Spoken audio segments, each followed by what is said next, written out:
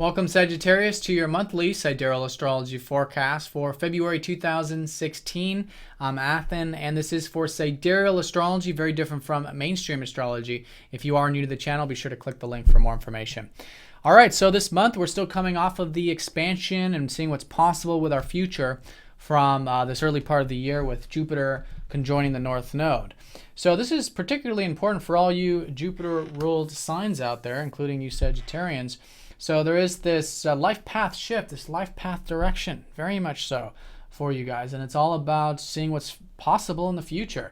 Your North Node shifting into your 9th house, and where I think you have had a lot of support, whether you're seeing it directly or indirectly, over the past 2 years with your career or your legacy or your big picture productive things. Now a lot of that is going to continue to shift into the philosophical, the spiritual, the adventurous aspect of the chart. So this has already been emphasized because your ruler's been here for about the past 6 months. So there should be continuous awareness, maybe even opportunities for you to learn more about the adventurous side, whether it's philosophically, whether it's through travel, adventure, or what have you. And now with the North Node conjoining that, there's a lot of positive support for you to cultivate that, to make free will choices, for you to have more of that big picture view. So whether it's philosophical, which could be more on the intellectual side, whether it's more about literally expanding your horizons for you, channeling that, making those conscious choices, and seeing what's possible and implementing them is the key with this. Now it's kind of reflective. You know, your ruler is retrograde. This happens once a year for about 5 months. And so it's good to go within. It's good to gather that inner information, that inner guidance here this month while he's still retrograde. And through that, I think you can learn more about this future life path. But it's all about trying new things. It's all about experimentation with the North Node because it's showing where there's something new. And of course, where there's something new, there's no real experience. We have to learn through new experiences. Now on the 5th and 6th, we've got Venus conjoining up to Pluto. So there are some changes happening, I think, particularly for you with your routine, maybe even with your friends, groups, or community things, since Venus rules both your 6th and your 11th. So being open to change there, but really the change is really happening with you, and it has been for many years with Pluto in your 1st house. So changing your identity, being open to change, drawing the line in the sand, so to speak, when necessary to really step into the power and make change wherever you feel like change might be needed. Now, this is a little bit on the lighter tone because Venus is in your 1st house. So you guys could be enjoying the goals, enjoying pursuing things this month. You could be feeling good, looking good with Venus in that 1st house. And so the key with this conjunction in particular is just be willing to clear out any old concepts, any old notions of who you think you are. Any labels, because of course we're so much more than this, and Pluto is always helping us get rid of any attachments so that we can have a much freer and expansive view of life. In this sense, your life in general.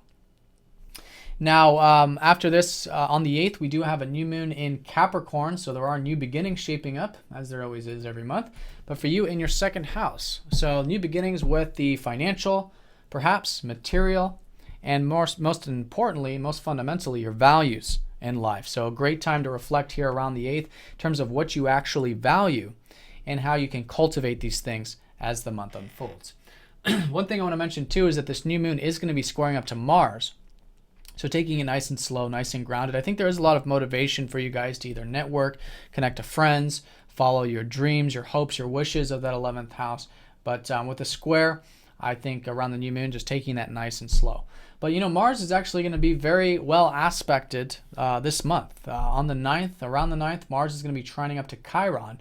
So it could be good for groups, friends, community things, pursuing those areas of life, maybe even getting that alone time since Mars rules your 12th, and expressing yourself.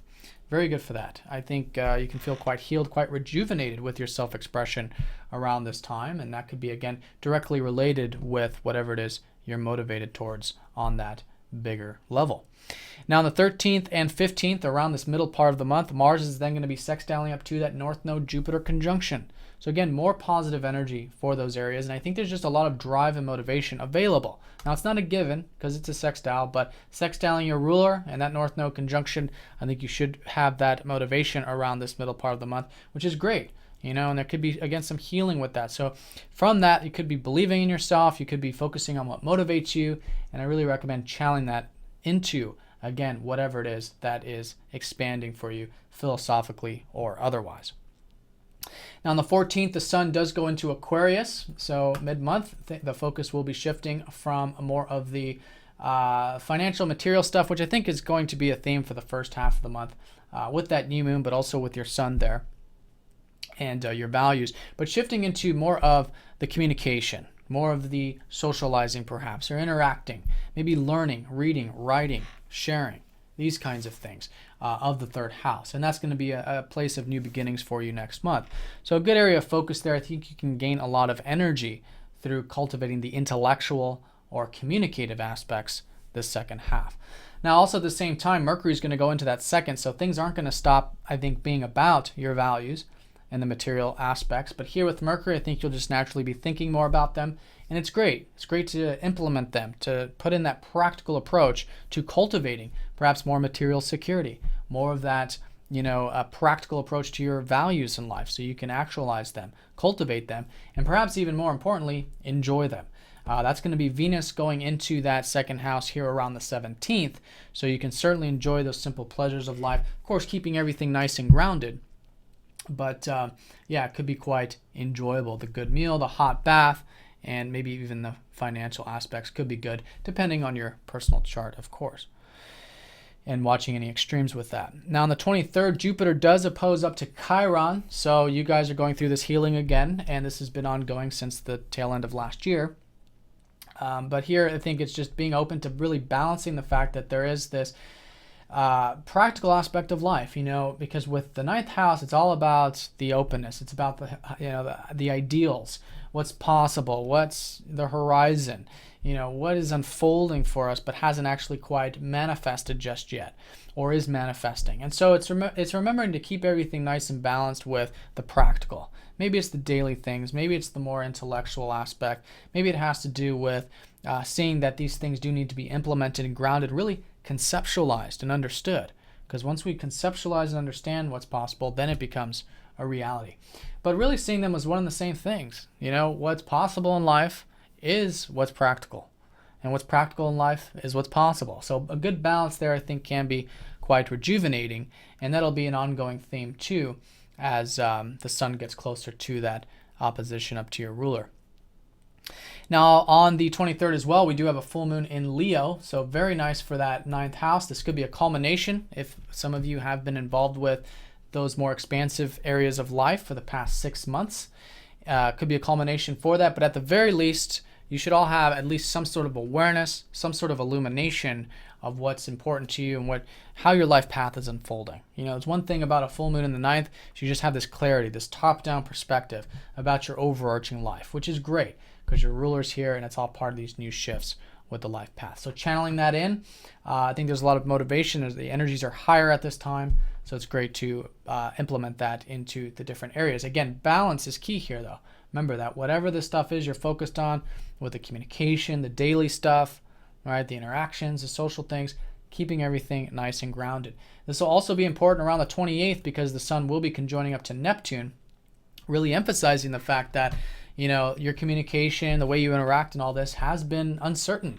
It's been going through this spiritual process with Neptune in that third house for many years. So having faith and trust and just knowing that everything in the immediate environment is working its way out in divine timing. And around the 28th, I think you can see that, not in an intellectual sense, but you can see that, spiritually and accept it. And then again, have that sort of spiritual awareness in regards to the importance of balancing both this practical and possible side of your chart. All right, Sagittarius, so have a great month. Thanks for watching, and I'll see you all next time.